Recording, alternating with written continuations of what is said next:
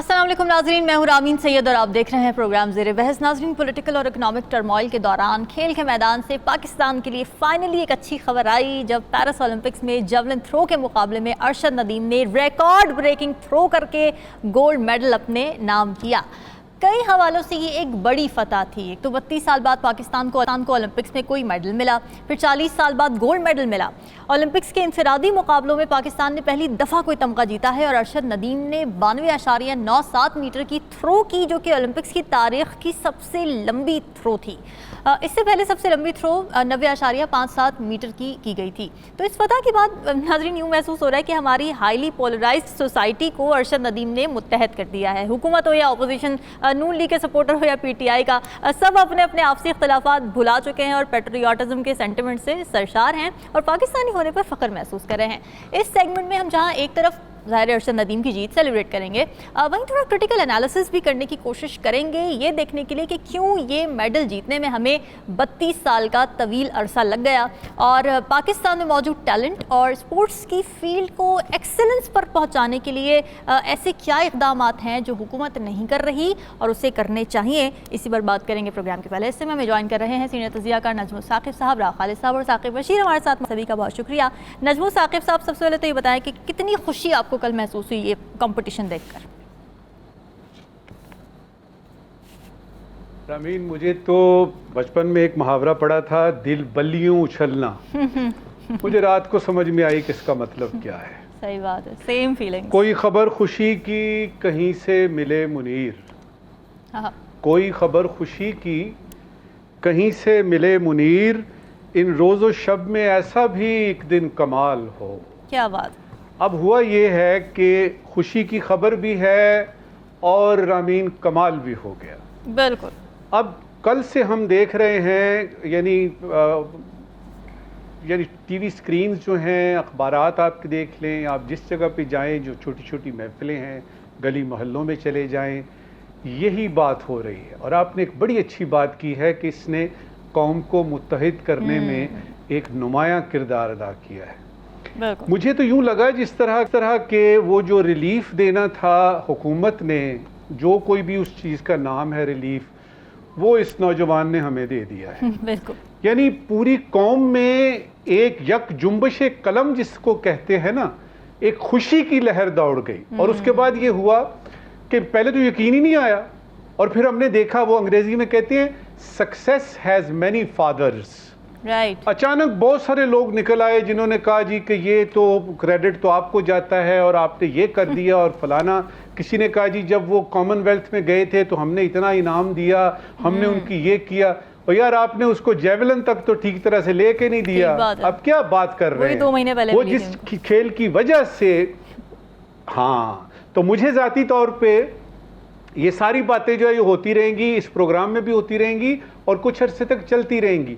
मुझे इस वाक़े ने जो खुशी दी उसके साथ थोड़ी सी शर्मिंदगी भी दी और उस शर्मिंदगी का मैंने अभी यानी वो इजहार कर दिया कि ये नहीं है कि एक अरशद नदीम कहीं से आएगा, मियाँ चुन्नू से निकलेगा और वो सारे ऑड्स के अगेंस्ट वो बताएगा कि मैं हूँ। अब उसमें पता नहीं कितने अरशद नदीम हैं जो इस चीज़ का इंतज़ार कर रहे हैं सिर्फ जेवलिन में। और ये भी देखिएगा कि हमारे गली मोहल्लों में, ख़ासतौर पे पंजाब में, जेवलिन थ्रो कोई ऐसी कोई चीज़ नहीं है जो सारे खेलते हैं। वो क्रिकेट की बात करें, फुटबॉल की बात करें, हॉकी की बात करें, आप ये गेम्स हैं जो चलती हैं। बैडमिंटन ले लीजिए, हत्ता कि आप टेबल टेनिस भी ले लीजिए, ये तो एक अजीबोगरीब खेल है। और इसमें आपने, और फिर ये याद रखिएगा कि पूरे 192 ममालिक की बात हो रही है यहाँ पे, कि पूरे कुर्राए अर्ज की बात हो रही है। और इसमें अगर फर्ज करिए एक आदमी 18वें नंबर पे भी आता है ना, 17वें नंबर पे भी आता है, तो वो भी कहेगा, अपने बच्चों को बताएगा कि देखो मैं उस वक्त उस इवेंट में पूरे कुर्राए अर्ज में, इस पूरी दुनिया में 18वें नंबर पे था। और ये बरखुरदार हमारा जो है ये तो पहले नंबर पे आया है।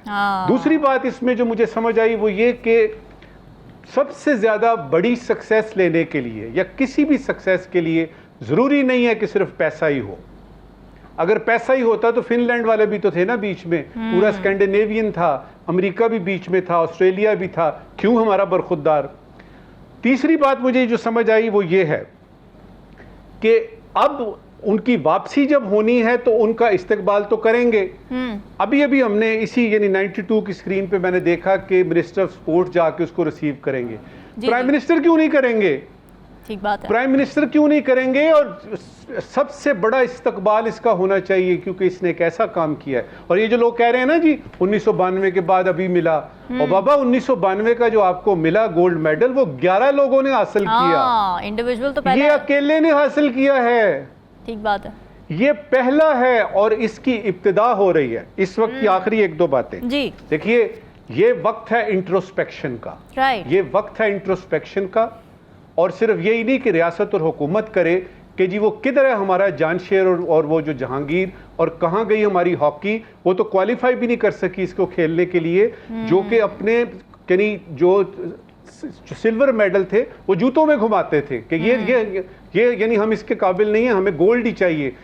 ये इंट्रोस्पेक्शन का वक्त है, खुशी का भी वक्त है, और साथ ही हुकूमत वक्त के लिए आगे 4 साल हैं जब तक पाकिस्तान इस इवेंट में नंबर 1 पे है। दुआ है कि इन 4 बरसों में 6-7 नहीं 2-3 अरशद नदीम किसी और इवेंट्स में पैदा हो जाए। बिल्कुल ठीक बात है। राव खालिद साहब, ज़ाहिर है जितनी हमें खुशी है अरशद नदीम के जीतने की, इंट्रोस्पेक्शन की नजबू साकिब ने बात की, वो भी बहुत इंपॉर्टेंट है क्योंकि यही फैक्ट काफ़ी होना चाहिए कि पाकिस्तान के ओवरऑल ओलंपिक्स की तारीख में सिर्फ 11 मेडल्स हैं और यूएसए सिर्फ इस ओलंपिक्स में यानी 2024 के ओलंपिक्स में 103 मेडल्स जीत चुका है। इतना बड़ा गैप, 32 साल हमें लग गए एक मेडल लाने में। कहाँ पर आप देखते हैं फॉल्ट लाइंस क्या हैं? देखिए, पहले तो मैं नो डाउट बहुत एक ऐसी अनहोनी कह ले हमारे लिए तो जिस किस्म की सहूलतें उसको मैसर थी, जिस किस्म की हमारे यहाँ सूरत हालात है, तो इसको हम एक तारीखी है ही है, लेकिन इट्स वेरी गैर मामूली और अनहोनी किस्म का एक वाक़या है, अनहोना वाक़या है, जिसको हमें जितना भी सेलिब्रेट किया जाए कम है। और इस महीने में जब हम 14 अगस्त सेलिब्रेट करने जा रहे हैं, यकीनन मज़ा दुबाला हो जाएगा 14 अगस्त का। खुद उसने भी कहा, अरशद नदीम ने भी कहा कि मैं जाके इसको मनाऊंगा। और क्रेडिट की जहाँ तक बात है, वो मेरा ख्याल है अरशद नदीम के अलावा किसी को नहीं जाता। ठीक बात है, बिल्कुल, इसमें कोई ज़्यादा से ज़्यादा उनके कोच है सलमान इकबाल भट्ट साहब, सुना उन्होंने भी बड़ा उस पर यकीन रखा, और उनके साथ जो भी टीम थी उनको भी मुबारकबाद हो। लेकिन अरशद नदीम के अलावा ये क्रेडिट किसी को नहीं जाता, या उसकी फैमिली को जाता है। हमने जिस किस्म की रुकावटें उसके रास्ते में खड़ी करने की कोशिश की, जिस तरह से उसको डिस्करेज किया, उसकी पूरी एक हिस्ट्री है, उस पर किताब लिखी जा सकती है कि किस तरह से उस बच्चे ने कोशिश की, मेहनत की। और हम एक जेवलिन की बात थी, पंजाब स्पोर्ट्स बोर्ड ने कहा जी हमारे पास पैसे नहीं है जेवलिन लेकर देने के। मैंने आज रेट पता किया है, जो सबसे बेहतरीन उसका है ना, वो पाकिस्तानी रुपीज में 45,000 रुपए का है बस। तो आप मुझे अंदाजा कर लें, स्पोर्ट्स बोर्ड का करोड़ों अरबों रुपए की तनख्वाहें ले रहे हैं। राव खालिद साहब, जब वो जीत गया है बंदा, तब उसको करोड़ों इनामात के ऐलानात हो रहे हैं, लेकिन एक 45,000 का जो उसका गैजेट था वो उसको देने के रवादार नहीं थे, कोई भी फंड करने को तैयार नहीं था कोई भी। तो बड़ा मजाक है ना फिर।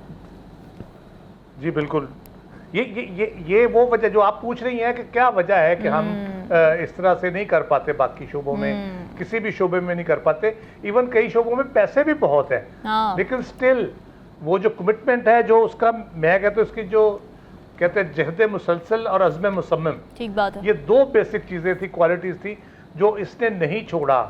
और सबसे बुनियादी बात, उसका जो टैलेंट आइडेंटिफाई हुआ। ये क्रिकेटर बनना चाहता था, इसने कबड्डी खेली, फुटबॉल खेला, वॉलीबॉल खेला।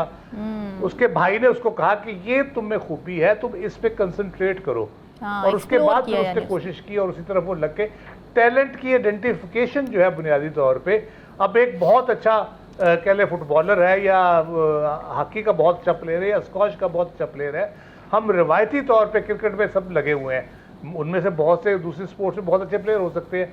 न्यूजीलैंड की टीम है जिसमें आधे खिलाड़ी हॉकी के खेलते होते थे क्रिकेट टीम में, और फुटबॉल में भी उनके बंदे, रग्बी में भी उनके खेल रहे होते थे। तो एक एथलीट है, उसमें टैलेंट, मल्टी टैलेंटेड होता है एथलीट बुनियादी तौर पे, लेकिन उसको ग्रूम करना, उसको संभालना, उसको ट्रेन करना, उसको वो सहूलतें देना, उसको माली तौर पे मदद करना, इनकरेज करना, राइट कोचिंग स्टाफ। हमारे पास कोई एक भी फैसिलिटी इस तरह की नहीं है। पैसों का मैंने आपको बता दिया हमारे यहाँ सूरत हाल क्या है कि 45,000 का जेवलिन लेके देने के लिए हम कहते हैं पैसे नहीं है। उसके बाद आप स्पोर्ट्स फैसिलिटीज आपकी देख लें,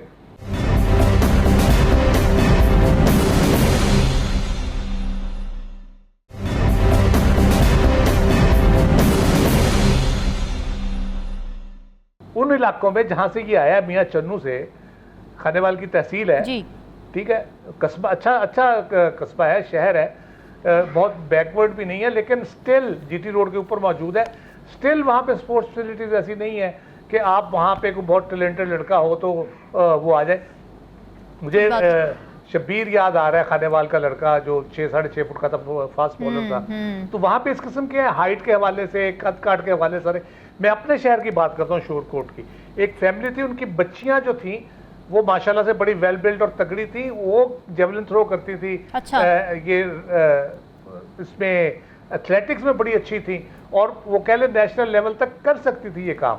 लेकिन यही हुआ कि कुछ सपोर्ट नहीं मिली, वो थोड़ा बहुत जहाँ तक खेल सकी, यूनिवर्सिटी कॉलेज वगैरह वहाँ तक उन्होंने खेला। मेरे अपने शहर के 3 एथलीट थे जो एशिया के रिकॉर्ड को जिन्होंने बराबर किया हुआ था। अच्छा। पाकिस्तान के चैंपियन रहे 6-7 साल वो बारी बारी। उनको किसी ने ग्रूम नहीं किया, उसके आगे किसी को उनको ग्रूम करने की कोशिश नहीं की, न टैलेंट किसी ने तलाश किया। ये बहुत बड़ा सीरियस मसला है। हमारे क्रिकेट के लिए टैलेंट हंट वगैरह के लिए जाते हैं, वो भी पता नहीं कहाँ जाते हैं, वो उनका भी अल्लाह ही मालिक है कि किस तरह से वो जाके तलाश करते हैं, किस तरह से नहीं करते। आप देख लो उसमें किस तरह से सूरत हाल हमारा हुआ है।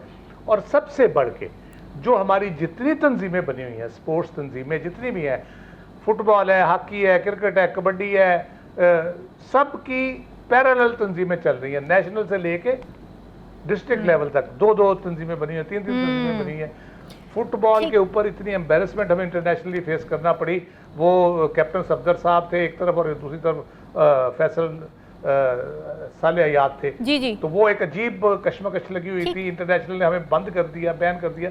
तो ये तंजीमें जिन्होंने खेलों को फरोग देना है वो अपनी सियासत में लगी हुई हैं, अपने चक्कर में लगी हुई हैं, मुझे लेने के चक्कर में। यही पॉइंट लेके मैं जरा आगे जाना चाहती हूँ साकिब की तरफ। जो है ये पॉलिटिक्स की जो आपने बात की, साकिब, आज ख्वाजा आसिफ साहब ने भी फ्लोर पर खड़े होकर ये बात की कि फुटबॉल, ओलंपिक्स और हॉकी में जितनी करप्शन या जितनी सियासत होती है उतनी तो हम सियासतदान भी सियासत नहीं करते।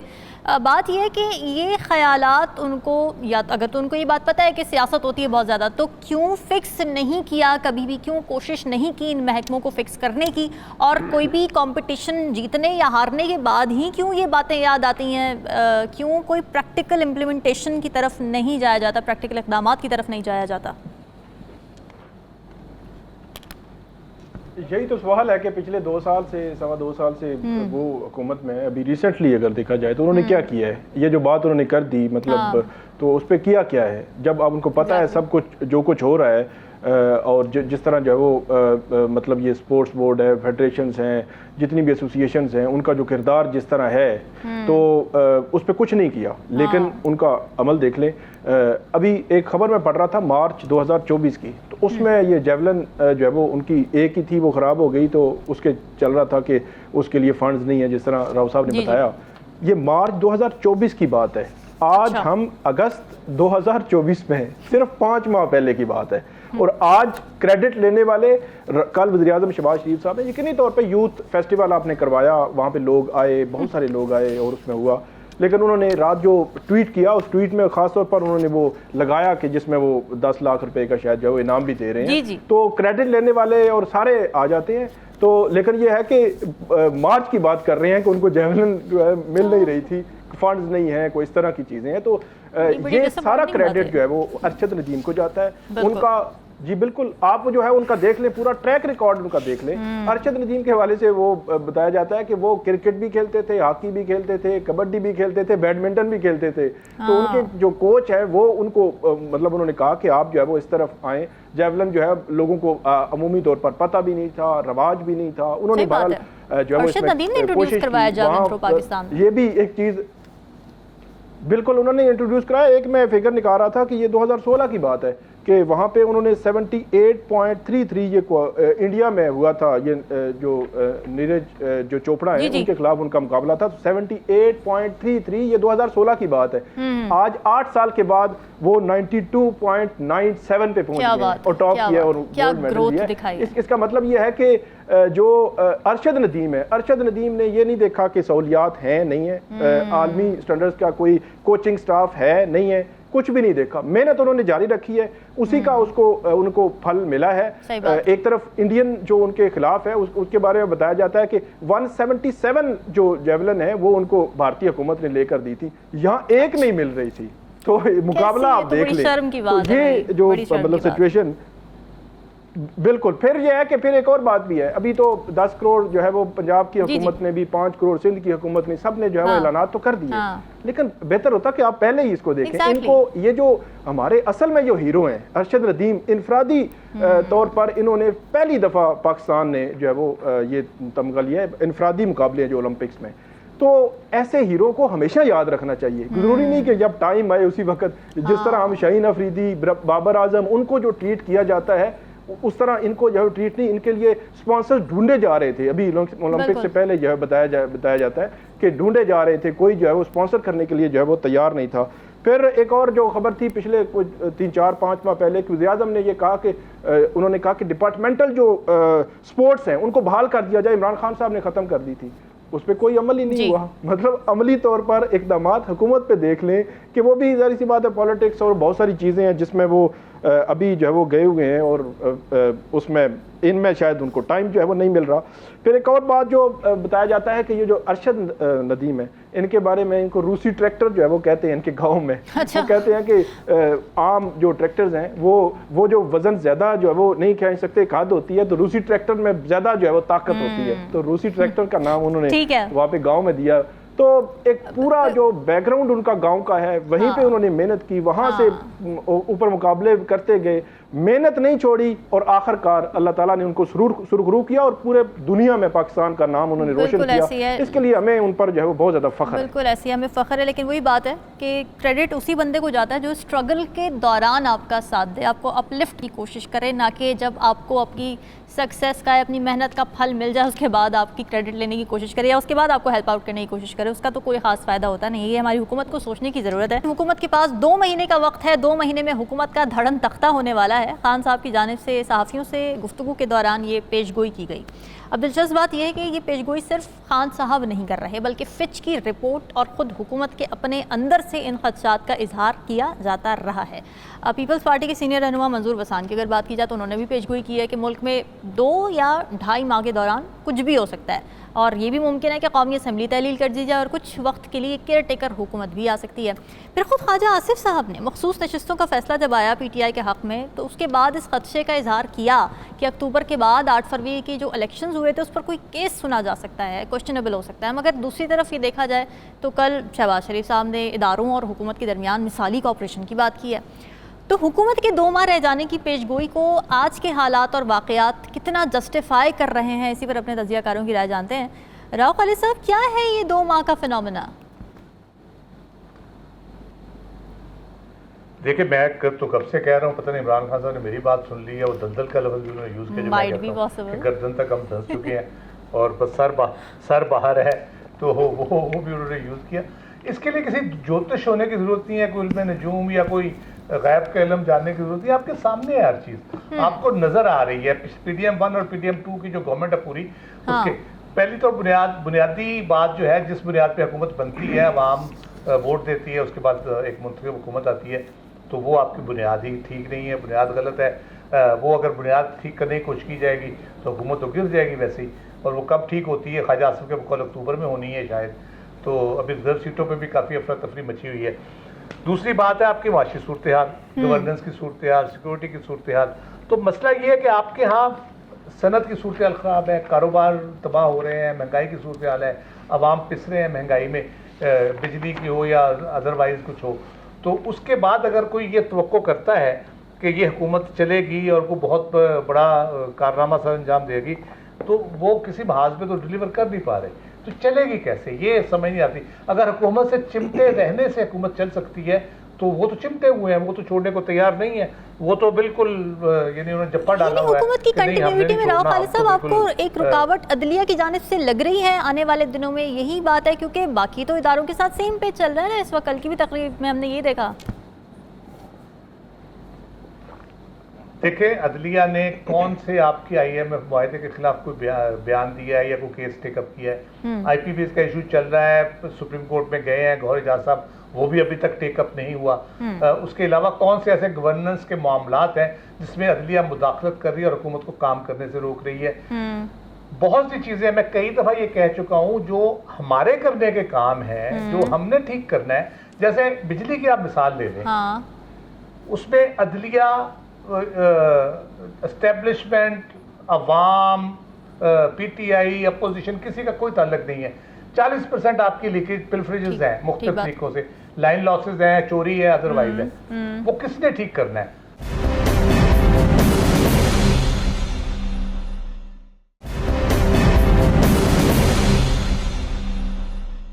नजमुल साकिब साहब, अगर हुकूमत नहीं चलेगी, हुकूमत 2 माह बाद अगर ख़त्म हो जाती है, तो आपको क्या लगता है कि इसमें हुकूमत की अपनी गवर्नेंस का इशू होगा, इस वजह से वो अपने बोझ तले खुद गिरेगी, या फिर एक्सटर्नल फैक्टर्स की ही मुदाखलत होगी एक बार फिर, जैसे कि हम हर दफ़ा देखते हैं?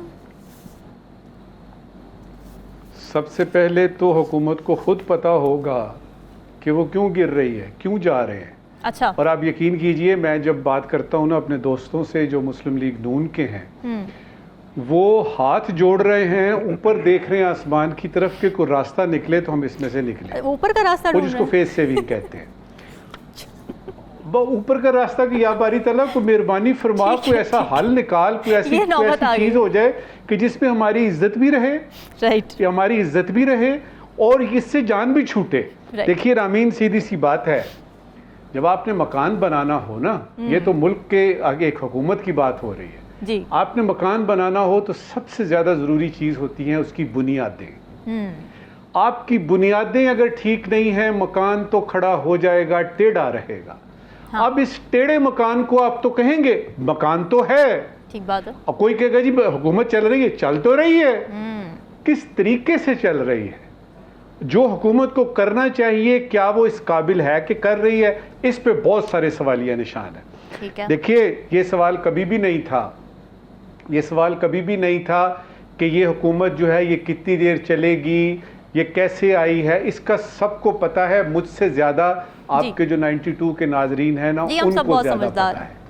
सवाल ये है कि कितनी देर तक चलेगी, और उसके लिए जो बुनियादी जवाब है वो ये है कि वो लोग जो उनको लेके आए, वो सिस्टम जो इनको लेके आया है और जिस तरीके से लेके आया है, उस सिस्टम पे ही डिपेंड करता है। हाँ। इन्हिसार उन्हीं लोगों पे है कि वो कितनी देर तक करते हैं, और उसमें हमें जो शवाहिद नजर आ रहे हैं, जो क्राइम नजर आ रहे हैं, कि जो उनकी तरफ से हमें पता लग रहा है इनडायरेक्टली, वो ये है एज फॉलोज कि आपको काम दिया था 1 2 3, ना आपसे मईशत संभली, ना खान का सैलाब संभला, ना ही आप जो है वो हमारे मुल्क में ऐसा कोई यानी फजा लेके आ सके जिससे कि अवाम में जो है वो बेचैनी और मायूसी कम हो। तो क्यों ना आपको चेंज कर दिया जाए, क्यों ना ये सिस्टम दोबारा से किया जाए, क्योंकि आपसे चल नहीं रहा। और ये वो वक्त है जिसका आपने जिक्र किया है, जब ख्वाजा आसिफ साहब ने आके कहा था लगता है कि सिस्टम डीरेल हो रहा है। अब आ जाइए इस वक्त की बात, और इस वक्त मेरी भी इस वक्त की आखिरी बात कि सारी नजरें, ये जो आपने 2 महीने की बात की है ना, जो खान ने कहा है कि 2 महीने, वो सीधी सी बात सुप्रीम कोर्ट की है। अच्छा। 2 महीने बाद 2-3 बड़ी अहम चीजें होने वाली हैं सुप्रीम कोर्ट में। एक तो हमारे चीफ जाने वाले हैं, लगता यही है। दूसरा ये कि वो जो यानी इलेक्शन की जो है ना वैलिडिटी, यानी इलेक्शन की लीगैलिटी, उस पे पीटीआई ने केस किया हुआ है। हाँ। वो नहीं, चैलेंज हो चुका है। हाँ, उसका मतलब फैसला, छुट्टियां तो जरा खत्म होने दें, जरा छुट्टियां तो खत्म होने दें। अच्छा, अब जिस तरह से सुप्रीम कोर्ट ने हैरान किया है, ये अब आपका मखसूस नशिस्तों वाला देख के, और उसमें साथ ही उन्होंने एक दुमछल्ला डाल दिया पीटीआई को, आपने यानी सियासी पार्टी भी तस्लीम कर लिया। तो करीनस कयास ये है बात कि वो कोई ऐसा फैसला दे दे कि पूरे का पूरा जो आपका इलेक्शन है और उसके रिजल्ट हैं वो ही यानी तलफट हो जाता है, वही ख़त्म हो जाता है। तो फिर क्या रहेगा? फिर तो गुंजाइश ही कोई नहीं रहेगी। उसके बाद कौन सा बिल लेके आएंगे, उसके बाद कौन सा बिल लेके आएंगे? तो ये सारी बातें मुंतज हो रही हैं अक्टूबर में। इसीलिए खान साहब ने ये कहा कि 2 महीने। लेकिन ये याद रहे कि हमारे यहाँ एक रिवायत बनी हुई है कि जो आपकी ख्वाहिश होती है ना, किसी सियासतदान की, किसी बड़े आदमी की, किसी ऐसे आदमी की जो टीवी पे नज़र आता है, वो अपनी ख्वाहिश को वक्त का तयन दे देता है। बस जी ये ईद के फौरन बाद दमादम मस्त कलंदर होने वाला है, फलाना होने वाला है। वो डराता है, धमकाता है और अच्छा। अपनी तरफ से नॉस्ट्राडामस बनने की कोशिश करता है, नजूमी बनने की कोशिश करता है। इस हवाले से देखा जाए तो इन बयानात का कोई हिसाब किताब नहीं है। रियलिटी देखी जाएगी और हकायक जो है 2 महीने दा गज दा मैदान दे, ये आया अक्टूबर। ठीक है साकिब, ये बताएं कि जितने शोर खान साहब इस बारे में हैं कि 2 माह में हुकूमत गिरने वाली है, क्या उतने ही शोर वो इस बारे में भी हैं कि 2 माह बाद जब ये हुकूमत गिरेगी तो पीटीआई के लिए कुछ होगा, आगे गवर्नमेंट पीटीआई को मिलेगी, इस बारे में भी वो पूरा एतमाद है? नहीं, जो खान साहब हैं वो तकरीबन हर दूसरे तीसरे दिन बयानात देते हैं जिस पर जो है वो अगले 3 रोज जो है वो हुकूमत का रद्द अमल जारी रहता है और वो अडियाला जेल जी कंट्राडिक्टरी भी होते हैं और अडियाला जेल में बैठकर वो भी शायद साइकी जो है वो कहीं ना कहीं समझ गए हैं कि जितने ज़्यादा बयानात वो देंगे उससे ज़्यादा रद्द अमल वो देंगे तो डिस्कशन अंडर डिस्कशन जो है वो वही रहेंगे जो अडियाला जेल में बैठे हुए हैं। तो ये बयान भी एक तनाजुर है, कोई मतलब उन्होंने वो डेड लाइन नहीं दी कि ये 2 महीने में ख़त्म हो जाना है। तो उन्होंने एक मतलब वो कहते हैं कि ये 2 महीने की मेहमान है हुकूमत जो है, इस तरह जब बात करते हैं तो इस तरह बात की उन्होंने। लेकिन अगर ओवरऑल 3-4 चीज़ें देखी जाए तो वो सूरत हाल कोई अच्छी नहीं है। एक बात तो ये है कि ये कमज़ोर हुकूमत है। फॉर्म 47 के इन पर जो इल्ज़ामात हैं उसमें आप देखें कि ट्रिब्यूनल पंजाब के अभी एक्टिव नहीं हो रहे, सुप्रीम कोर्ट का स्टे है, इस्लामाबाद का ट्रिब्यूनल एक्टिव नहीं है, स्टे है। ये फॉर्म 47 जब भी जिस दिन भी जो है वो खोलेंगे उस दिन जो है वो हुकूमत के लिए मसाइल होंगे। आज थोड़ी देर पहले ही जो पतन है उनकी एक रिपोर्ट आई है NA 128 सलमान अकरम राजा और ओन चौधरी के केस में, उन्होंने भी जो नताइज दिए हैं वो बड़े खौफनाक हैं और वो उन्होंने कहा है कि जिस तरह नवाज शरीफ साहब के केस में उनके हल्के में नताइज आए हैं इसी तरह के नताइज जो है वो यहाँ पे भी इश्यूज़ हैं और बड़े पैमाने पर जो है वो उन्होंने सवालिया निशान उठाया है इस हल्के में भी। तो ये जो कमज़ोरी है फॉर्म 47 वाली, ये इतनी बड़ी कमज़ोरी है कि हमारे सोच वहमो गुमान से भी ज़्यादा है। आप किसी जो है वो MNA से मिल लें, आप किसी भी कोई मावन खुसूसी है, कोई वजीर से इवन मिल लें, अगर वो फॉर्म 47 वाला है तो उसको सेक्रेटरी लिफ्ट नहीं करवाते। वो कहते हैं कि मतलब वो जो आपको काम कहा गया है आप वही करें। तो ये इश्यूज़ हैं। फिर मखसूस नशिस्तों वाला जो मामला है ये एक अजीब और गरीब सूरत हाल इसमें बन गई है। इसमें एक तो इलेक्शन कमीशन ने भी नज़रसानी डाल दी, नून लीग ने भी, इसी तरह पीपल्स पार्टी ने भी डाल दी, एक्ट भी बना दिया हुकूमत ने। वो एक्ट जो बनाया, इलेक्शन तरमीमी एक्ट किया है, वो 12 जुलाई के फैसले को गैर मौसर करने की एक कोशिश है। तो वो एक महाजराई बनेगी अदलिया के साथ। और इस महाजराई में जो आज काम हुआ है वो बज़ाहिर जवाब लगता है। आप जस्टिस मंसूर अली शाह साहब ने एक और केस था जहाँ पे जो जजमेंट थी सुप्रीम कोर्ट की, इम्प्लीमेंटेशन का केस था। तो उस इम्प्लीमेंटेशन में उन्होंने बड़े वाज़ेह अंदाज में लिखा है कि सुप्रीम कोर्ट को बतौर एपेक्स कोर्ट के आइनी तशरी, इंसाफ की फराहमी और आइन पर अमल दरामद का मुकम्मल इख्तियार हासिल है। तो ये और बहुत कुछ इस जजमेंट में जो लिखा गया है। तो इनडायरेक्टली जो इम्प्लीमेंटेशन है जजमेंट की कि 12 जुलाई के फैसले पर अमल दरामद होना है। आज चीफ जस्टिस काजी फाइसा उनके पास एक केस लगा हुआ था इस्लामाबाद के, एक और जो है वो जजमेंट दी थी जो नेशनल पार्क है इस्लामाबाद का, उसके हवाले से, उस जजमेंट की इम्प्लीमेंटेशन के हवाले से। तो उन्होंने कैटेगोरिकली ये कहा कि उन्होंने कहा कि ये कैसे हो सकता है कि हुकूमत जो है वो सुप्रीम कोर्ट के फैसले पर अमल ना करे, ये तो तौहीन अदालत है। सही बात है। तो ये जो बात है ये बड़ी इंपॉर्टेंट है। अगर उस फैसले पर अमल होता है तो हुकूमत के पल्ले जो है वो कुछ नहीं रह जाएगा, क्योंकि सिंगल लार्जेस्ट पार्टी पीटीआई बन जाएगी पार्लियामेंट में। जब वो बन जाएगी तो वो जो हुकूमत कहती थी कि हमने तो पाबंदी लगानी है, आर्टिकल 6 लगाना है, पता नहीं क्या, तो वो चीज़ें फिर जो है वो कहाँ से कर सकेंगे। फिर एक जो है वो नैले पे दैला ये हुआ कि आज जो बिलावल भुट्टो जरदारी हैं, काफ़ी टाइम के बाद वो मंजरे आम पे आए, तो उन्होंने डायरेक्टली जो है वो चीफ जस्टिस काजी फाइज ईसा के फैसले को हिट किया है, जिस पे हम सब बात कर रहे हैं कि बल्ले के निशान के केस का फैसला सुप्रीम कोर्ट का दुरुस्त नहीं था कि एक बड़ी पॉलिटिकल पार्टी या उसको जो वोट करने के लोग चाहते थे उनको जो है वो उस हक से महरूम रखा गया। तो 13 जनवरी के फैसले पर जो है वो तनकीद पहले ही हो रही थी। सुप्रीम कोर्ट ने खुद भी कहा कि इलेक्शन कमीशन ने गलत तशरीह की। आज बिलावल भुट्टो जो है उन्होंने भी तनकीद कर दी। तो इसका मतलब है कि हुकूमत भी अगर जो है वो इस तरह देखेगी तो मेरा ख्याल मजीद चीज़ें जो है वो दुरुस्त नहीं चलेंगी। फिर एक और जो चीज़ है कि पीपल्स पार्टी आज भी मुकम्मल तौर पर जो है हुकूमत के साथ उस तरह नजर नहीं आती जिस तरह होना चाहिए। सारा बर्डन मुस्लिम लीग नून पे है, प्रेशर है, कमजोरी है। लेकिन ये मामलात कैसे आगे चलेंगे, जो अक्टूबर में जो तब्दीली तब्दीली होनी है चीफ जस्टिस सुप्रीम कोर्ट की, उस को बहुत अहमियत है उसकी। ठीक है नाज़रीन, ये सवाल छोड़ के आपके लिए जा रहे हैं, फिर दीजिएगा, हमें दीजिए इजाज़त, अल्लाह हाफ़िज़।